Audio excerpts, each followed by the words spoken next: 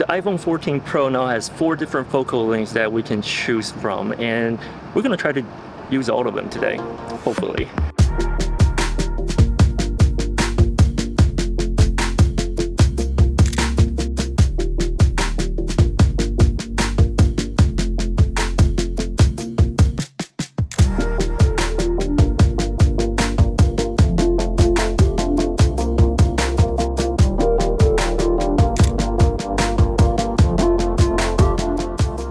The iPhone 14 Pro now has 48 megapixel, and that's a great improvement from the normal 12 megapixel that it used to have all the time. It's actually been stuck with 12 megapixel for a very long time now.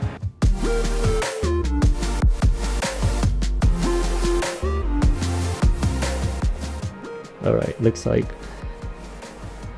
the drywall is like blocking the way up there.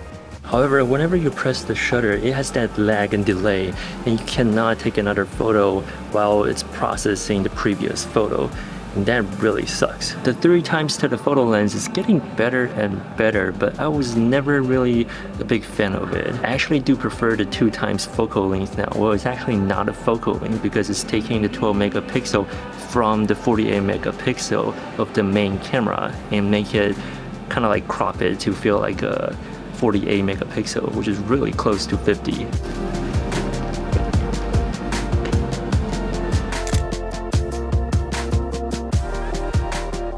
The main camera on the iPhone 14 Pro is now 24mm with 48 megapixel.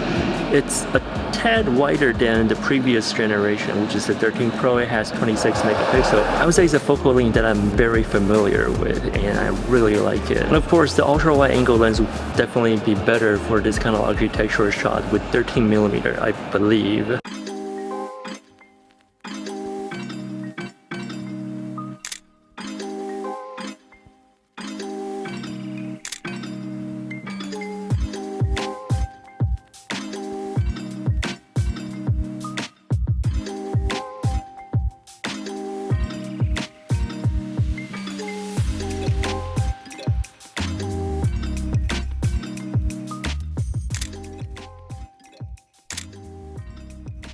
The main camera on the iPhone 14 Pro doesn't have that digitized sharpness like the 13 or the previous generation does, and the bokeh, like the blurry out of focus background, actually looks more natural and better in my opinion. Having better natural looking bokeh is always welcome in a camera. For those of you who don't know, bokeh is the visual quality of the out of camera areas of a photo, usually rendered by a certain lens. That's the blurry background you're supposed to see when you have lower f-stops, where you want to separate your subject from the background, which is something smartphone camera lacks. I usually have the macro turned off, so it doesn't switch to macro whenever I'm trying to get a good background blur. And I rarely use portrait mode. It looks fun and interesting, but after many years of having it, I just prefer the bokeh from an actual camera more. Who knows, maybe one day computational photography will take a leap and makes portrait mode more natural.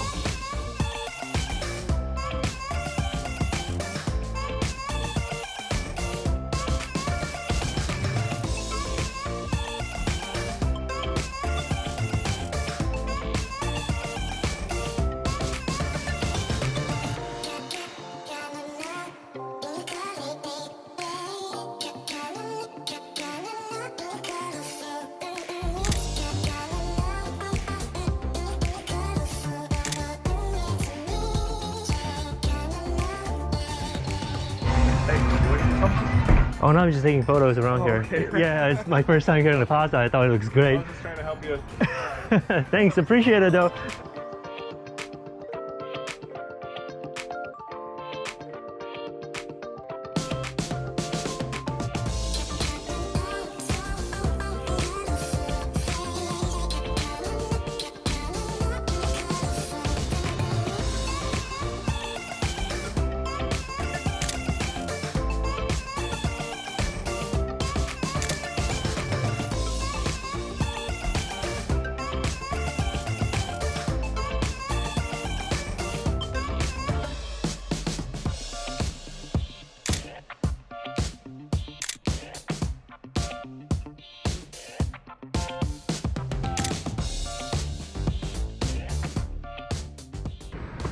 pretty nice. Right? It looks like pretty that. cool. I like that a lot.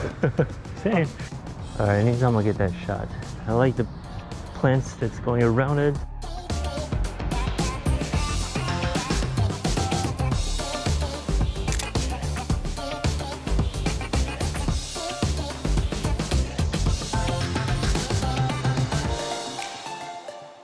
Okay, this garage looks clean and empty.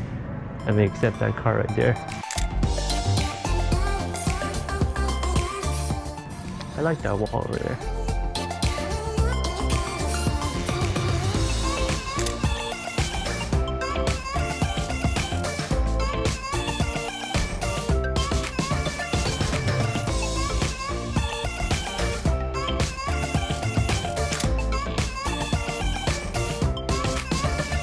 It would have been great if someone walks through that light to the door.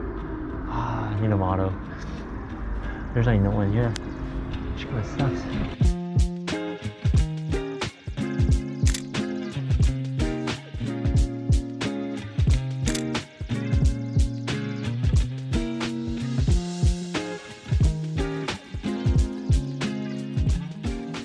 The battery is now at 27% and I have low power mode on at 35%, so it drains less battery. The battery on the new iPhone is just not as good, and no, I wasn't charging while I was driving because I want to see how long it'll last. I guess the good thing is I still have a little bit of juice left after using it for the whole day. I guess on the bright side is that we now sort of have a natural looking bokeh, blurry background compared to the digitized sharpened background that we used to have. And I do enjoy being able to jump around different focal lengths today. And I was able to use all of them. But if I do have to choose one, or if you want the best out of the best quality, I'll stick with the main camera, which is the wide lens on the iPhone 14 Pro. However, the ultra wide lens is something that I find myself using more and more often. It gives that first-person wow perspective because so much more is included in the frame. As for the 2x telephoto lens, the 48mm, I thought I would use that lens more often, but I did not for some reason, not today at least.